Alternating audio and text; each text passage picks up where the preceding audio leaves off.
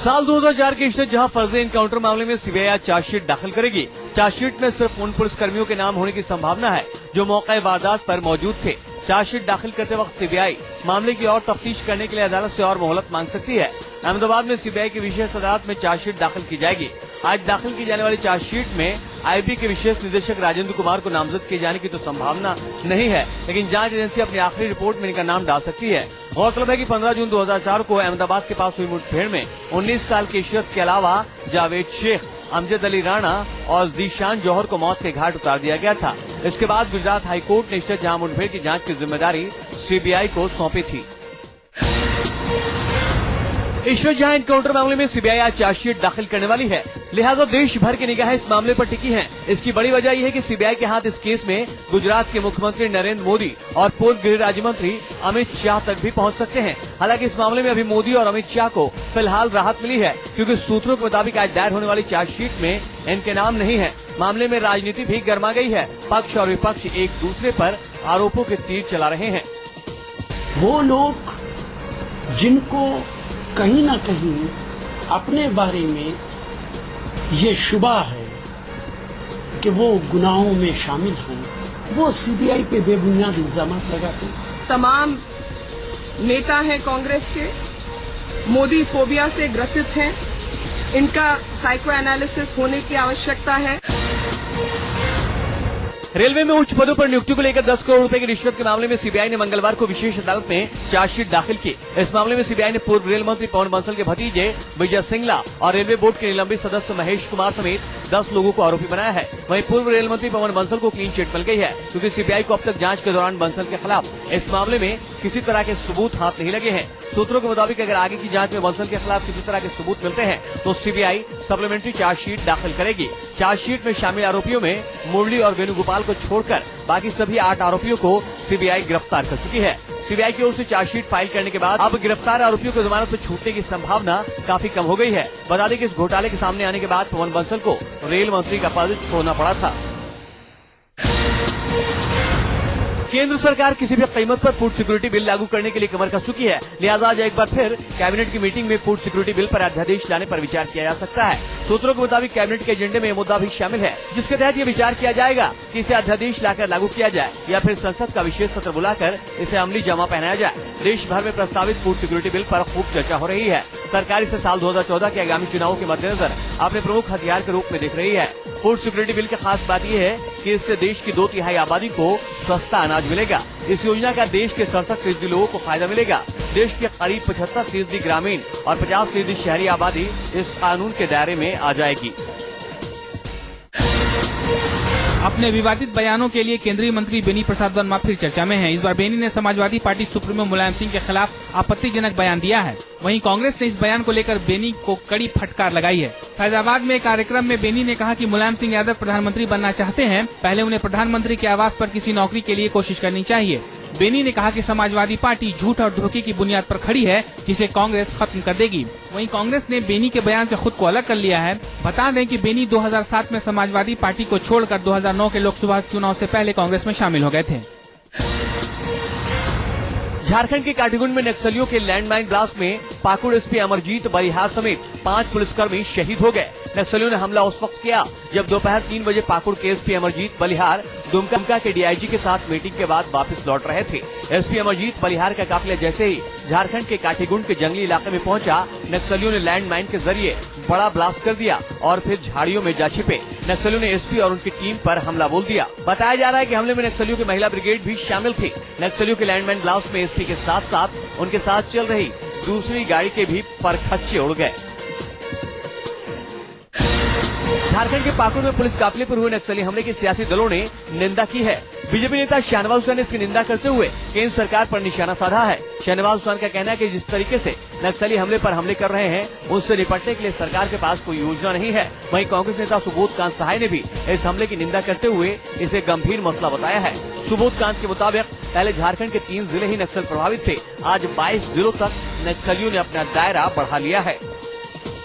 हम लोगों ने कहा था कि नक्सल के खिलाफ एक निर्णायक लड़ाई के लिए एक ब्लूप्रिंट बनाना चाहिए। ये पलामू जिला, चतरा जिला के इलाके में था और आज ये 22 जिला में पहुंच गया है, 24 जिला का राज्य। तो विफलता तो रही है। झारखंड में सरकार बनाने के लिए कांग्रेस और झारखंड मुक्ति मोर्चा के बीच बातचीत का दौर शुरू हो गया है। सूत्रों के मुताबिक दोनों पार्टियों के बीच सहमति बनी तो हेमंत सोरेन के नेतृत्व में झारखंड में कांग्रेस जेएमएम गठबंधन की सरकार बन सकती है। हालांकि इन दोनों पार्टियों के बीच गठबंधन होने की स्थिति में भी दूसरे दल आरजेडी और निर्दलीय का समर्थन लेने की जरूरत होगी। 81 सदस्यीय विधानसभा में जेएमएम के 18 और कांग्रेस के 14 सदस्य हैं। बताया जा रहा है कि निर्दलीय और छोटी पार्टियों के 8 विधायक भी सरकार बनाने के पक्ष में हैं। संभावना जताई जा रही है कि आरजेडी के 5 विधायक भी इस गठबंधन के साथ जा सकते हैं। गौरतलब है कि झारखंड में 18 जुलाई को राष्ट्रपति शासन खत्म हो रहा है। बद्रीनाथ में फंसे 150 लोगों को सुरक्षित निकालने के साथ उत्तराखंड त्रासदी के 17 दिनों बाद फंसे सभी तीर्थयात्रियों और पर्यटकों को बचाने का काम पूरा हो गया है। मानसूनी बारिश के बाद बाढ़ और भूस्खलन के कारण उत्तराखंड में फंसे करीब 1,10,000 लोगों को सेना, आईएएफ, आईटीबीपी और एनडीआरएफ ने हर तरह की मुश्किलों का सामना करते हुए सुरक्षित बाहर निकाल लिया है। बचाव मिशन भले ही पूरा हो गया हो, लेकिन अधिकारियों के समक्ष केदारनाथ इलाके में बुरी तरह सड़ चुके शवों के अंतिम संस्कार करने की विशाल चुनौती है।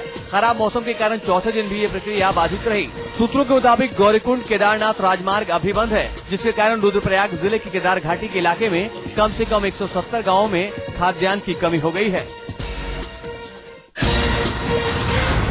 उत्तराखंड में मौसम एक बार फिर कहर बरपाने को तैयार है। फर्क सिर्फ इतना है कि पिछली बार गढ़वाल पर बारिश कहर बनकर टूटी थी और इस बार बारिश कुमाऊं मंडल पर अपना कहर बरपाने की तैयारी में है। मौसम विभाग ने एडवाइजरी जारी करते हुए कहा है कि राज्य के ऊंचाई वाले इलाकों में खासकर नैनीताल, उधम सिंह नगर, चंपावत और पिथौरागढ़ और गढ़वाल के चमोली आज से अगले 72 घंटे तक भारी बारिश की आशंका है। लेकिन सरकार इस चेतावनी के बावजूद भी बेपरवाह है। जो रेंज दिख रहा है, जो 5 तारीख को हम रखेंगे 20 से 40 मिलीमीटर के बीच में, वो भी खासकर साउथ उत्तराखंड में, यानी कि जो हमारा पिथौरागढ़ का लोअर इलाका है, चंपावत होते हुए नैनीताल, अल्मोड़ा, बागेश्वर होते हुए पौड़ी और देहरादून वाला इलाके में। मेरठ के योगेंद्र वर्मा की गम के सैलाब में डूबी आंखें अपने परिवार को ढूंढती रहती हैं। उनके मासूम बेटे अमन के चेहरे से मुस्कान कहीं गुम हो गई है। वजह है उत्तराखंड में आई तबाही के बाद से लापता परिवार के सदस्य। योगेंद्र वर्मा 20 लोगों के दल अपनी पत्नी सरिता और 3 बेटों राहुल, अनमोल और अमन के साथ केदारनाथ दर्शन के लिए गए थे। केदारनाथ में आई तबाही के सैलाब में ग्रुप के कुछ लोगों के साथ साथ उनकी पत्नी और 2 बेटे राहुल और अनमोल कहीं गुम हो गए। योगेंद्र ने बड़ी मुश्किल से अपनी और छोटे बेटे अमन की जान बचाई। योगेंद्र वर्मा न्यूज 24 के जरिए लोगों से अपील कर रहे हैं कि जो भी उनके परिवार के बारे में उन्हें जानकारी देगा, उसे वो मुंह मांगा इनाम देंगे। उत्तराखंड में हुई तबाही से सैकड़ों लोग मौत के आगोश में समा चुके हैं। कई हजार लोग अभी भी लापता हैं, जिनका अब तक कोई सुराग नहीं लग पा रहा है। इस कड़ी में उत्तराखंड पुलिस ने इस हादसे में मारे गए लोगों को श्रद्धांजलि देने के लिए पुलिस लाइन में विशेष हवन पूजा किया, जिसमें पुलिस विभाग के आला अधिकारियों के साथ साथ दूसरे लोगों ने आहुति डालकर मरने वालों की आत्मा की शांति के लिए प्रार्थना की।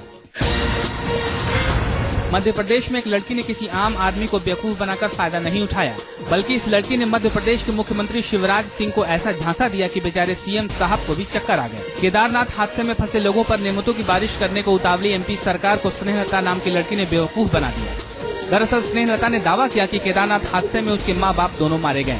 ये बात जानकर शिवराज सिंह ने इसे जमकर दुलार किया और नेमतों की झड़ी लगाते हुए इसे अपनी बहन बना लिया।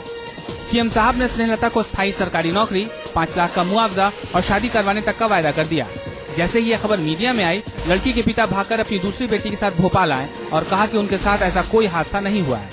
इसके बाद तो खुलासे होने का सिलसिला शुरू हो गया। बाद में पता चला कि लड़की का असली नाम नेहा है। उत्तराखंड की तबाही से जो लोग दर्द से कराह रहे हैं, उन्हें भी कोई ठगने की कोशिश कर सकता है, सुनकर हैरानी होगी। लेकिन हैदराबाद में ऐसा ही एक शर्मनाक मामला सामने आया है। एक शख्स ने गुमशुदा परिवार के लोगों को अपने खोए परिजनों से मिलवाने के नाम पर हजारों रुपए ऐंठने की कोशिश की।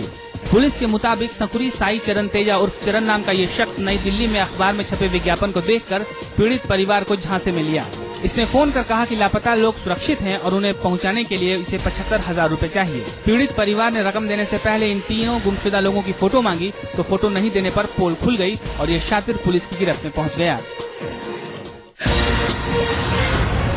मुंबई के ओशिवारा इलाके में बीती रात पप्पू यादव उर्फ गजराज यादव नाम के शख्स पर हमला किया गया। ये हमला 2 अज्ञात हथियारबंद लोगों ने किया। पप्पू पर 2 राउंड फायरिंग की गई, जिसमें पप्पू यादव घायल हो गए। पप्पू के पैर में 2 गोलियां लगी हैं। बताया जा रहा है कि हमलावर फायरिंग करने के बाद कुछ दूर तक पैदल भागे, लेकिन अंधेरा होने के चलते इन शूटरों को गेट पर बैठे वॉचमैन ठीक से देख नहीं पाए। फिलहाल पुलिस कुछ लोगों को हिरासत में लेकर पूछताछ कर रही है, लेकिन कोई पुख्ता जानकारी नहीं मिल पाई है। मामले को ओशिवारा पुलिस सहित मुंबई क्राइम ब्रांच जाँच कर रही है। राजधानी दिल्ली में बदमाशों के हौसले इतने बुलंद हो गए हैं कि बदमाशों में कानून का डर नहीं है। साउथ ईस्ट दिल्ली के संगम विहार इलाके में शराब माफिया के घर रेड करने गई पुलिस टीम पर कुछ लोगों ने हमला बोल दिया। इस दौरान पुलिस टीम पर जमकर पत्थरबाजी की गई।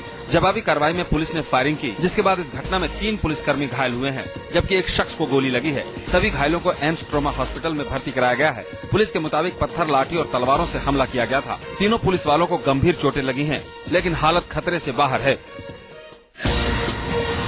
आंध्र प्रदेश पुलिस एक ऐसे अपराधी को सरप्राइज झटका देना चाहती है जो इस साल फरवरी में हैदराबाद के दिलसुख नगर में हुए दोहरे बम धमाके में मुख्य आरोपी है। आंध्र प्रदेश के डीआईजी के मुताबिक हैदराबाद धमाके की जांच कर रही एनआईए के पास इस आरोपी से जुड़ी सभी जानकारी है, लेकिन वो एक ऐसे मौके का इंतजार कर रही है जब उसे झटका देकर गिरफ्तार किया जा सके। दरअसल हैदराबाद के दिलसुख नगर में हुए दोहरे बम धमाके में 17 लोगों की मौत हो गई थी।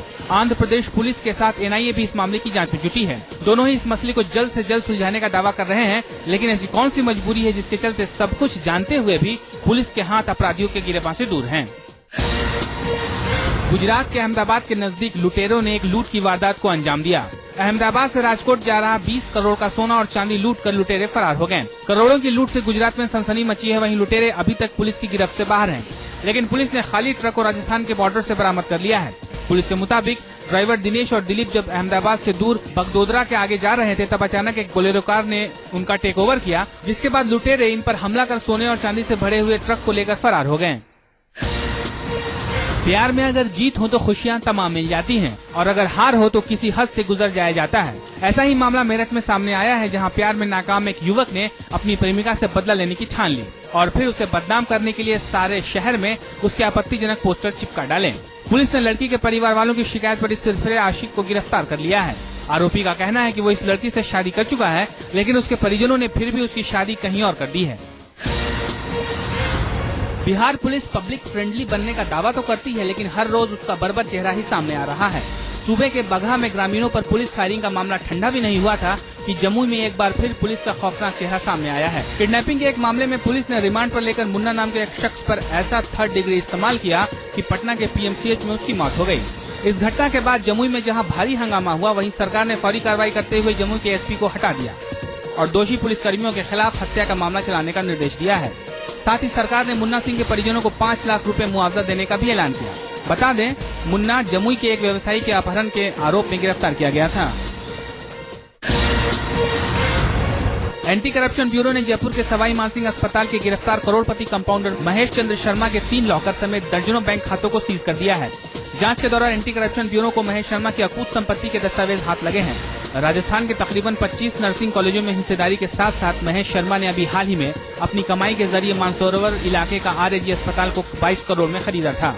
जांच में ये भी मामला सामने आया है कि अभी 2 महीने पहले ही भारतीय नर्सिंग काउंसिल का सलाहकार बना था महेश शर्मा। इनके पास काफी प्रॉपर्टीज की हमारे पास सूचना थी, उसके बारे में भी जांच जारी है। काफी बड़ी तादाद में प्रॉपर्टीज इनके पास होने की संभावना है।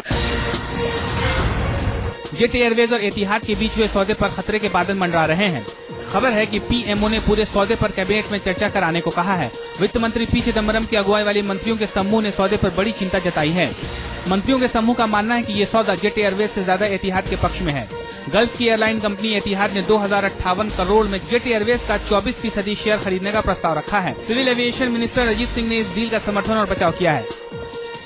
जहाँ तक जेट और एतिहाद डील का है, वो तो अभी रेगुलेटरी प्रोसेस से चल रहा है। वो कंसर्न रेगुलेटरी अथॉरिटीज को भी है, इसलिए वो जेट एतिहाद को अपने एग्रीमेंट में कुछ चेंजेस करने पड़ेंगे जिससे उनका समाधान हो सके।